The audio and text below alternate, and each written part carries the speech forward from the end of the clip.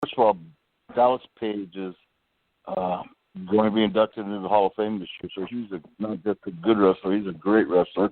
And he's got multiple world titles. I think he's got 3 world titles on the WCW also. So he's had a great career, and he's become a really good friend of mine. He reached out to me and made his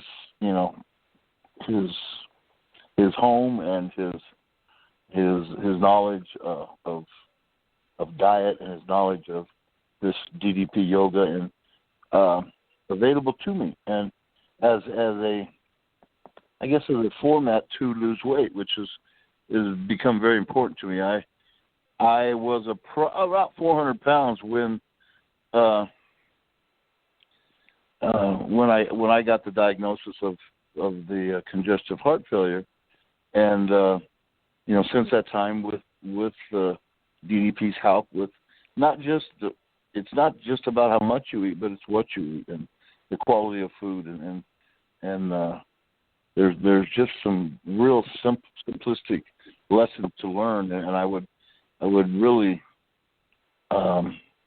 advise everyone to figure out exactly what you're buying at the store, and it's not really quality food what they're selling us, and it causes illnesses and things of that nature. So I've cleaned up my diet, a great deal, and I eat much simpler now, and I've lost some weight. I'm down about 30 pounds, and I've done that, and it probably would be considered a relatively short time.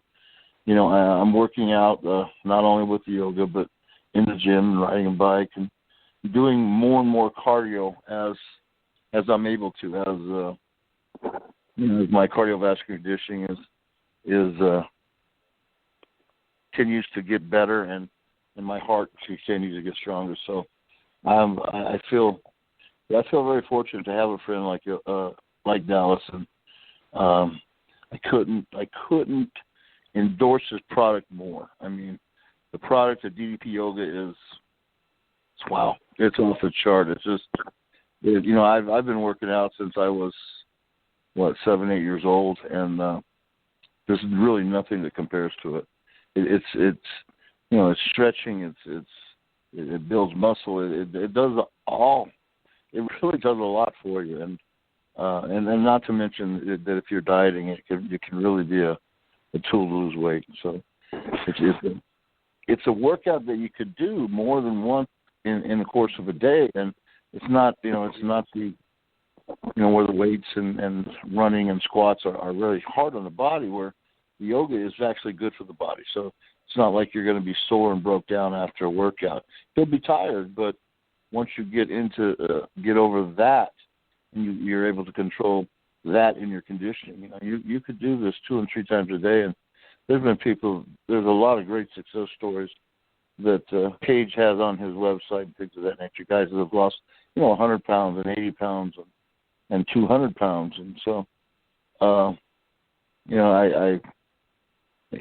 found a new friend in Dallas, and he's at the top of my list as far as people go. So I think that's it. Well, go ahead. Let's go on. That was an excellent answer, and I think we're all very invested in your journey. And to hear that you've lost 30 pounds already that's excellent, and it's really a testament to both your strength and Dallas's teaching. And we've heard, directly from Dallas. We've had him on in the past. Just how great DDP Yoga is. It's in the wrestling world now. DDP Yoga is almost second nature with all the guys he's helped transform, and it's just so awesome to hear that you're doing so well with it. But I guess that begs the answer, and I know you've alluded to it on Twitter before. But does that leave one big Vader bomb left in the old tank of Big Van Vader? Well, actually, my booking sheet this spring, or yes, March, April, May. That's springtime, isn't it? So in the upcoming months, I've got several matches booked as a wrestler, and then I've got other bookings where I'm just coming as a signing autographs and watching. But March 10th and 11th, I am wrestling both of those nights, so that'll be my first test since the diagnosis, my first 2 wrestling matches since the diagnosis, and now I'm anxious to see how things go. So, wish me luck. I feel sorry. For whoever those poor saps are going to be March 10th and 11th with that big Van Vader coming straight at them. But I think that's a cool place to kind of transition to the wrestling career. And you had such a unique look, such a unique style. We all remember the headgear. We all remember everything about Big Van Vader.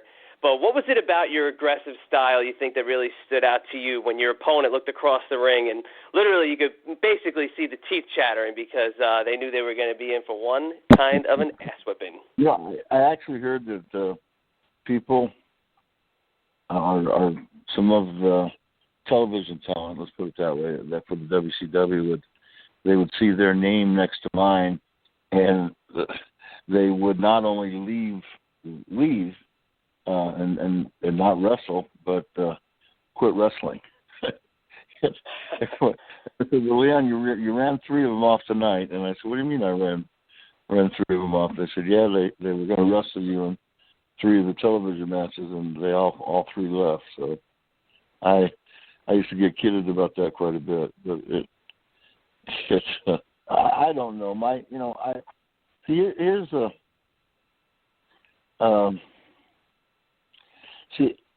when I came into the business, there was a guy that was named Stan Hansen, and he's a Hall of Fame in his prime.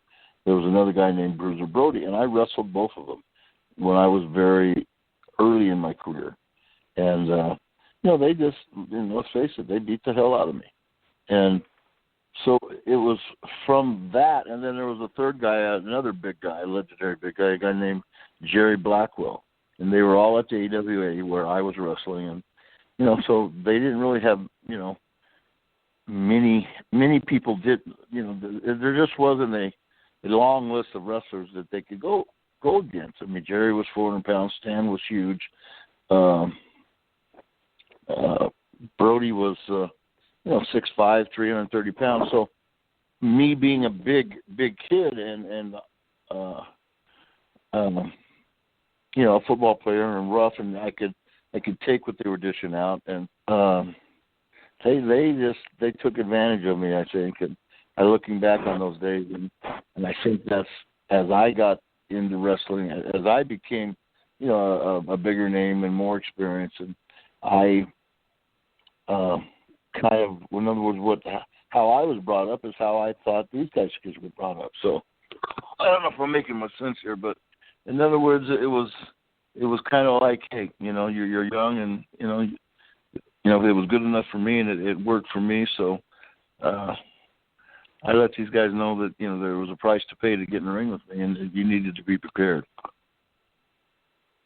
Absolutely, yeah. We saw last year when Stan Hansen got inducted into the Hall of Fame. We saw you out there, and it was quite the sight. Vader time was definitely going on. But one guy you mentioned there that I think does not get even slightly the bit of credit that he should is Jerry Blackwell, and nobody talks about Jerry Blackwell anymore. But kind of share some memories about Jerry Blackwell if you can, because if he hit that splash on somebody, you would not get up, and that is for damn sure.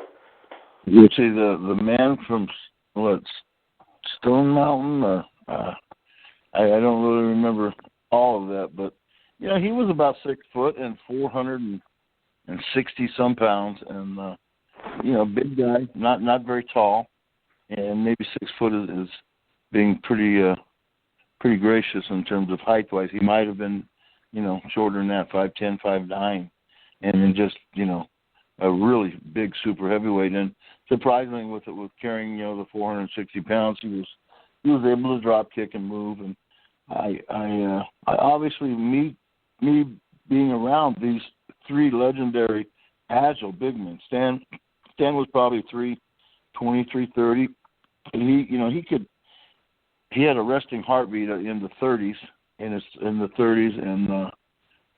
he could wrestle all day. He could go half-hour Japanese style, and same with Brody, and the same with Blackwell. Surprisingly, Jerry's matches were not just short squash matches. He put in time. So I think it was good for me to come up around those 3 quality big men, and I learned a lot. I befriended them, and wrestling against them and talking to them and picking their brain. It was a great place for me to start out with those three guys there.